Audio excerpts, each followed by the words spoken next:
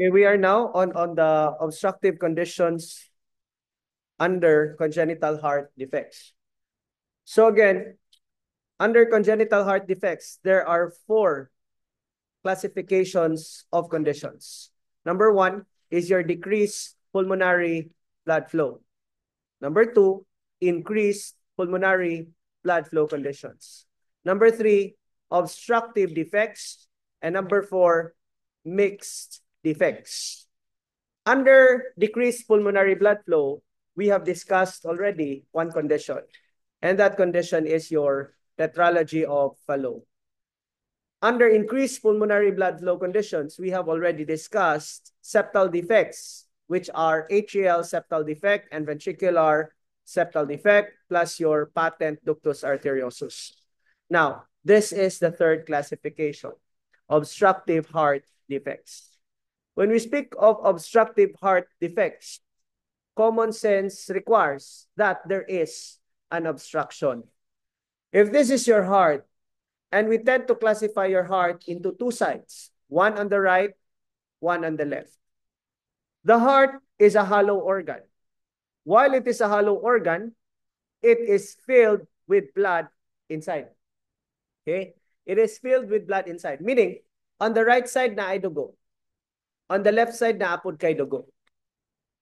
The right side must come out from the heart to proceed to the lungs. Right side. The left side must come out from the heart to be distributed to the systemic circulation. That's how it works. Now, when we speak of obstructive defects, it means that the blood cannot move out from the heart. Sa Bisaya, ang dugo, for example, there is a right side, dili kagawas. On the left side, ang dugo sa left, di sad siya kagawas sa imuhang heart. Very simple. The blood from the insides of the heart cannot go out because of an obstructive condition. What could have caused the obstruction? These obstructions are caused by stenosis or the narrowing of certain structures. When we speak of structures class, it actually refers to four structures involved, which may be the reason why there is narrowing or obstruction or stenosis. These structures are the pulmonary artery, a pulmonary valve, pulmonary artery, aortic valve, and the aorta. Sa simpleng pagkasulti class, ang dugo di siya makagawas sa imuhang heart tungod kay naay obstruction sa any of the four structures. 1, pulmonary valve. 2, pulmonary artery. 3, aortic valve. Or 4, aorta. Kung ang stenosis or ang pagkabara happens at the level of the pulmonary valve or pulmonary artery, either so kung ang problema na ay stenosis sa valve, sa pulmonary artery, na ay stenosis sa pulmonary artery, then we call this collectively as your pulmonary stenosis. So pulmonary stenosis, therefore, class, is a narrowing or stenosis of either pulmonary valve or the pulmonary artery. As to the left side, the obstruction could either be caused by the aortic valve or the aorta. When the problem is by reason of the aortic valve, then we call this as aortic stenosis. If the problem is at the level of the aorta itself, then we call this condition as coarctation of the aorta.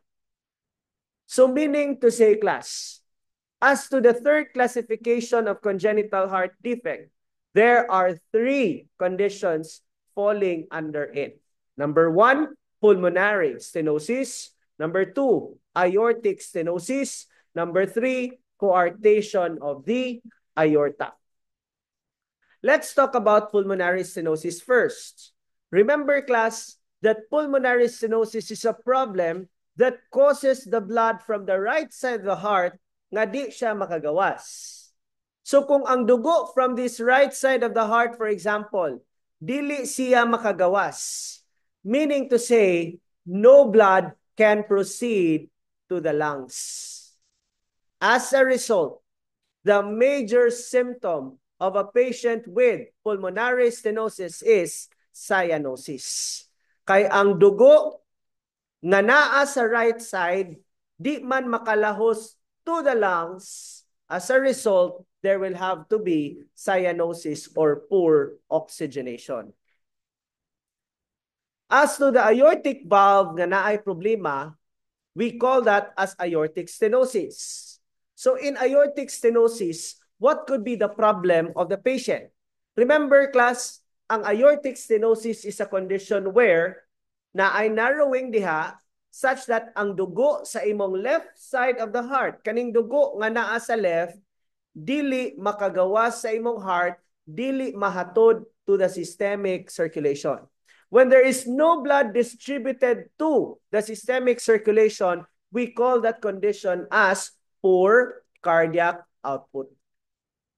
Sa Bisaya, walay dugo ni gawas gikan sa heart for purposes of systemic circulation.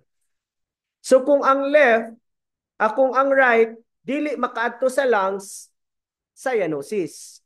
Kung ang left, di makaadto sa systemic circulation, poor cardiac output. Meaning to say, class, kung ako tao, okay, kung mao ni ang tao, class, okay, mao ni ang kamot, mao ni ang tiil, okay, the heart is here.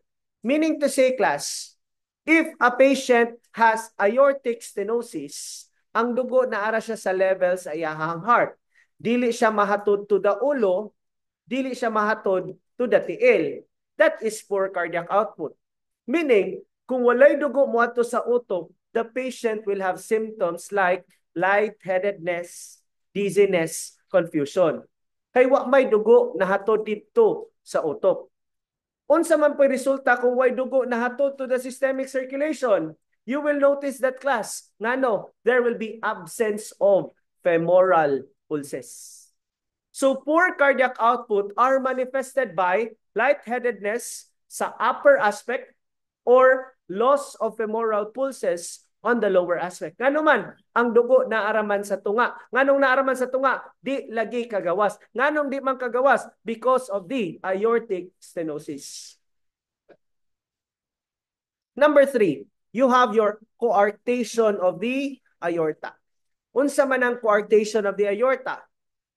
Sa coarctation of the aorta, ang problema is the aorta itself. There is a coarctation. There is a pagkapilo. There is a stenosis. There is a narrowing. Remember, class, your aorta is like this. Naay ascending aorta, naay descending aorta. Di ba? Naay ascending aorta, naay descending aorta. The ascending aorta supplies oxygenated blood to the head and upper extremities.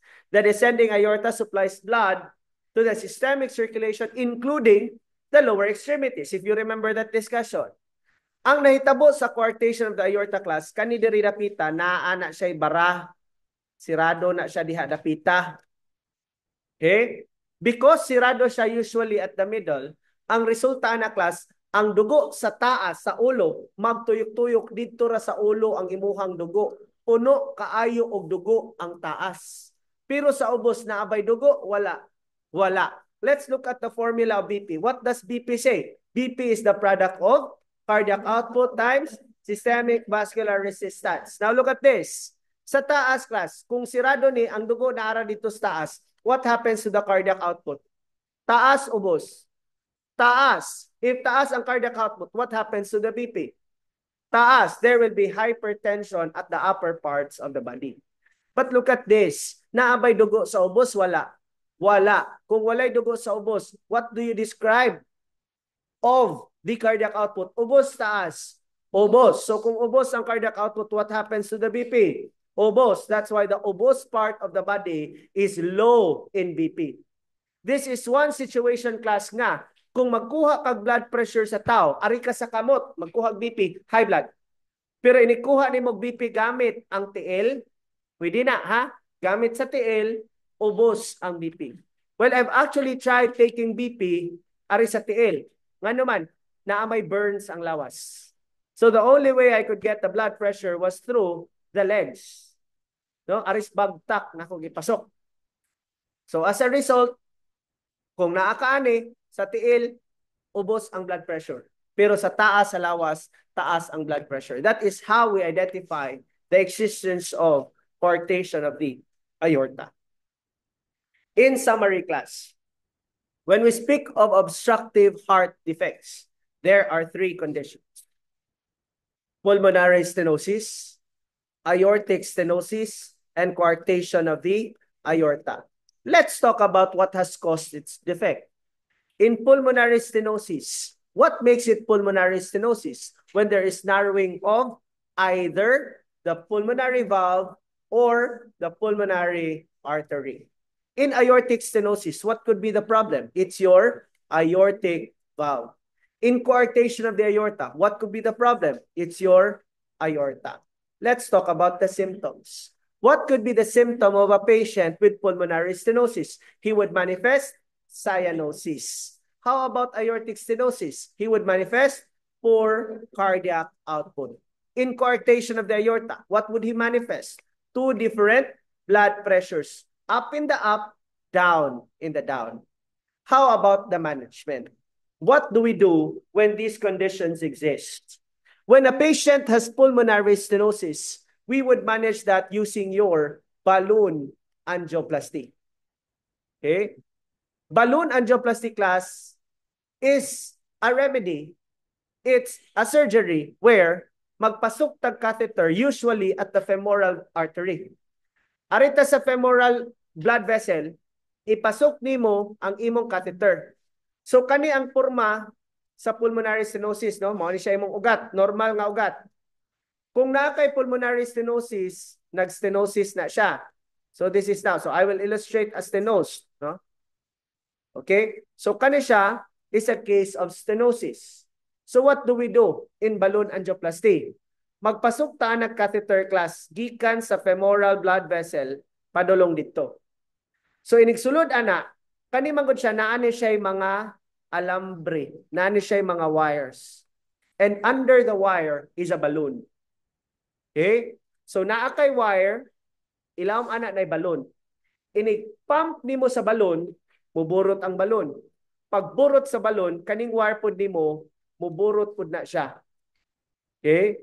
After muburot na tong wire, i-deflate nimo ang balon, kuhaon nimong catheter, mahabilin ang wire.